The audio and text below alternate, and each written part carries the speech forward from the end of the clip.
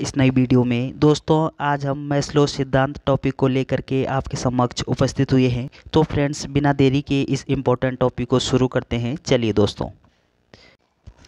दोस्तों हमारा टॉपिक है मांग का सिद्धांत, जिसको हम मैस्लो सिद्धांत के नाम से भी जानते हैं। तो चलिए दोस्तों शुरू करते हैं। दोस्तों सबसे पहले आपको ध्यान देना है कि सन 1943 में, कब, सन 1943 में मैस्लो के द्वारा एक पुस्तक लिखी गई है। उस पुस्तक का नाम है मोटिवेशन एंड पर्सोनालिटी। आपसे प्रश्न पूछा जा सकता है कि मोटिवेशन एंड पर्सोनालिटी नामक पुस्तक ये किसके द्वारा लिखी गई है, तो आपका उत्तर होगा मैस्लो के द्वारा। तो मैस्लो ने ये पुस्तक कब लिखी थी? 1943 में मैस्लो के द्वारा लिखी गई पुस्तक है मोटिवेशन एंड पर्सोनालिटी। अब इस पुस्तक में मैस्लो ने क्या किया कि अपना ये जो मांग का सिद्धांत है, अपना आवश्यकता का जो सिद्धांत है, इस सिद्धांत का प्रतिपादन किया था। आपसे प्रश्न पूछे कि मांग का सिद्धांत किसके द्वारा प्रतिपादित किया गया है कि या फिर इसके प्रतिपादक कौन है, तो आपका उत्तर होगा मैस्लो, यानी मैस्लो के द्वारा दिया गया है। और मैस्लो के द्वारा एक पुस्तक लिखी गई है जिसका नाम क्या है? Motivation and personality. इस पुस्तक में मैस्लो ने क्या करा था? अपना ये सिद्धांत दिया था, मांग का सिद्धांत, जिसको हम आवश्यकता सिद्धांत के नाम से भी जानते हैं। तो चलिए दोस्तों आगे बढ़ते हैं।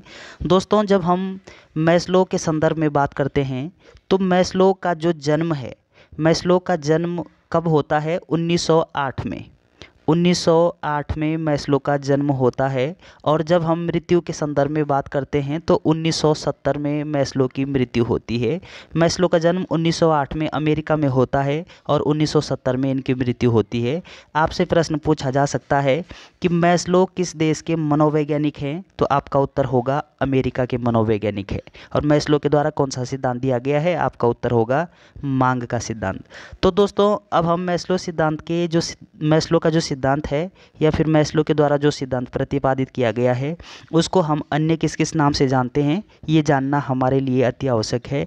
तो मैस्लो सिद्धांत को हम क्या बोलते हैं? मैस्लो का अभिप्रेरणा सिद्धांत। और इसी सिद्धांत को बोलते हैं हम आवश्यकता पदानुक्रम सिद्धांत। और इसी सिद्धांत का अन्य नाम है क्रमिक का सिद्धांत। और इसी को बोलते हैं मानवतावादी सिद्धांत। अब आपसे प्रश्न पूछा जा सकता है कि आवश्यकता पदानुक्रम सिद्धांत किसके द्वारा प्रतिपादित किया गया, तो आपका उत्तर क्या होगा? मैस्लो के द्वारा। तो चलिए दोस्तों ध्यान रखिएगा, ये सारे के सारे जो अन्य नाम हैं इस सिद्धांत के, ये इनके जो प्रतिपादक हैं वो कौन है? मैस्लो। मैस्लो के द्वारा ये सिद्धांत प्रतिपादित किए गए हैं, क्योंकि ये जो आवश्यकता का सिद्धांत है या फिर मांग का जो सिद्धांत है ये इसी सिद्धांत के अन्य नाम हैं। तो दोस्तों अब हम बात करते हैं मुख्य सिद्धांत की। इस सिद्धांत में इसने क्या, उसका नाम मैस्लो ने क्या स्पष्ट किया? इस सिद्धांत के अनुसार मैस्लो ने इस सिद्धांत में स्पष्ट किया कि मनुष्य की आवश्यकताएं ही उसे किसी कार्य को करने के लिए प्रेरित करते हैं। यानी मैस्लो का कहना है कि मनुष्य की जो आवश्यकताएं होती है वो आवश्यकताएं क्या करती है कि उसको किसी काम करने के लिए प्रेरित करती है।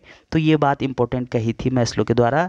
और मैस्लो ने अपने सिद्धांत को, अपने इस आवश्यकता सिद्धांत को, अपने इस मांग के सिद्धांत को कितने स्तरों में विभाजित किया? आपसे प्रश्न पूछा जा सकता है, तो आपका उत्तर होगा 5 स्तरों में। तो मैस्लो ने अपने इस आवश्यकता सिद्धांत को या फिर अपने इस मांग सिद्धांत को 5 स्तरों में विभाजित किया था। अब वो 5 स्तर कौन कौन से हैं आपको ध्यान देना है। नंबर 1 आधारभूत आवश्यकता। अब मैस्लो के द्वारा बताई गई है आधारभूत आवश्यकता, और इस आधारभूत आवश्यकता को हम शारीरिक आवश्यकता के नाम से भी जानते हैं। तो इस शारीरिक आवश्यकता में हमारी जो मुख्य आवश्यकता होती है, जैसे भूख हो गया, प्यास हो गया, ये हमारी क्या होती है? शारीरिक आवश्यकताएं होती है। तो शारीरिक आवश्यकताएं में हम क्या उदाहरण ले सकते हैं? भूख, प्यास, ये किस प्रकार की आवश्यकताएं हैं? तो हमारा उत्तर होगा आधारभूत आवश्यकता या फिर शारीरिक आवश्यकताएं। अब नंबर 2 बात करते हैं सुरक्षा की आवश्यकता। अब इस सुरक्षा की आवश्यकता में हम इंक्लूड कर सकते हैं समझने के लिए, जैसे वर्तमान समय में जीवन बीमा।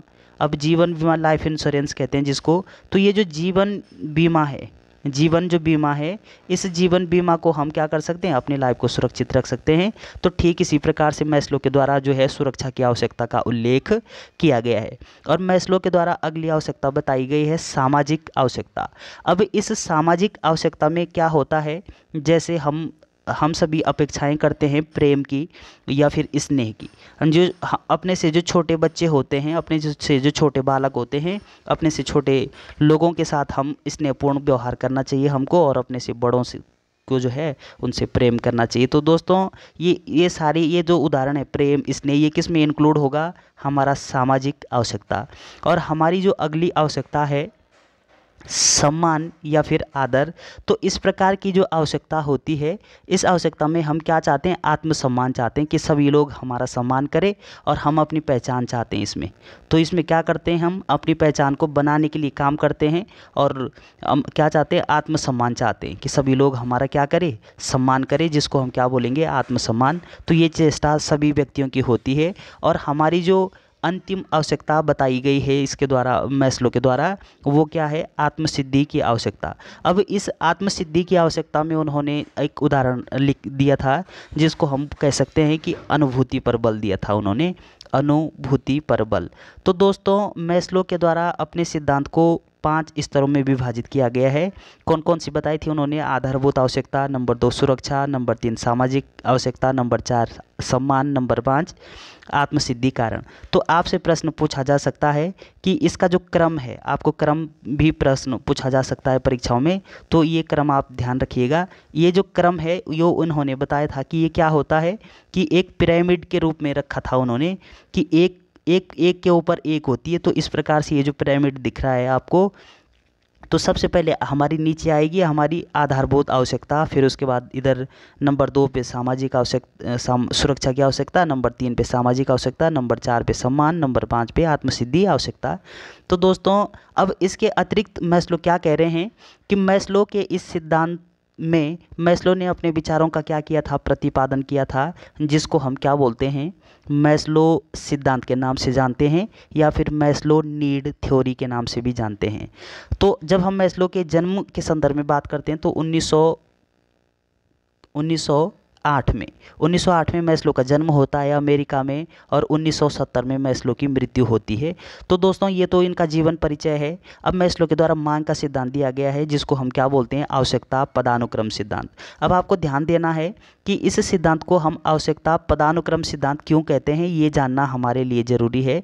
तो दोस्तों क्योंकि इस सिद्धांत में क्या होता है कि आवश्यकताओं की प्राप्ति क्रमबद्ध तरीके से होती है। अब हमारी ये जो 5 आवश्यकताएं बताई गई है मैस्लो के द्वारा, इन 5 आवश्यकताओं की प्राप्ति कैसी होती है? क्रमबद्ध तरीके से होती है, कि जब हमको एक आवश्यकता की पूर्ति होगी तो ही हम दूसरी आवश्यकता के बारे में सोचते हैं। तो इसलिए इस सिद्धांत को हम क्या बोलते हैं? आवश्यकता पदानुक्रम सिद्धांत। ये एक के बाद एक आवश्यकताएं की हमको क्या होती है? ज़रूरत होती है। तो दोस्तों इसीलिए इस सिद्धांत को क्या बोला था उन्होंने? आवश्यकता पदानुक्रम सिद्धांत के नाम से भी इस सिद्धांत को जानते हैं। तो दोस्तों वीडियो अगर आपको अच्छी लगती है तो चैनल को सब्सक्राइब करना ना भूलें। Thanks for watching.